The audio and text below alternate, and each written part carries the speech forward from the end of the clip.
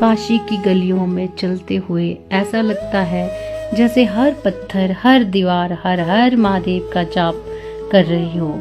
वही शाम के दशमेर घाट की गंगा आरती, जब दीपों की रोशनी गंगा पर तैरती है तो लगता है जैसे धरती और आकाश एक साथ प्रार्थना कर रहे हो। गंगा घाट पर बैठकर जब आप लोगों को देखते हैं, कोई ध्यान में लीन है, कोई मंत्र जप रहा है, कोई बस चुपचाप बहती गंगा को निहार रहा है, तब समझ आता है कि भक्ति का मतलब शोर नहीं, एक गहरा सन्नाटा भी हो सकता है। और जब बात काशी विश्वनाथ मंदिर की आती है तो वहाँ का माहौल बिल्कुल ही अलग ही ऊर्जा से भरा होता है। लाइन में खड़े लोग थके हुए, लेकिन चेहरे पर संतोष, घंटों का इंतजार, मन में कोई शिकायत नहीं, जैसे समय भी वहाँ जाकर ठहर जाता है। खास तौर पर तब जब लोग रात से ही भोले बाबा के दर्शन के लिए कतार में लग जाते हैं, वहाँ आत्मा को एक अलग ही शांति मिलती है।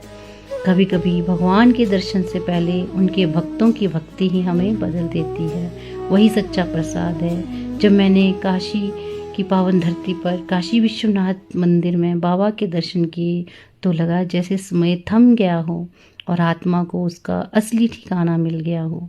वहाँ समझ आया कि भक्ति सिर्फ मांगना ही नहीं, खुद को समर्पित कर देना है।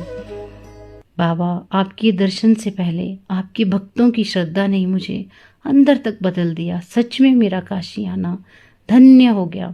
काशी की एक और सच्चाई है मणिकर्णिका घाट।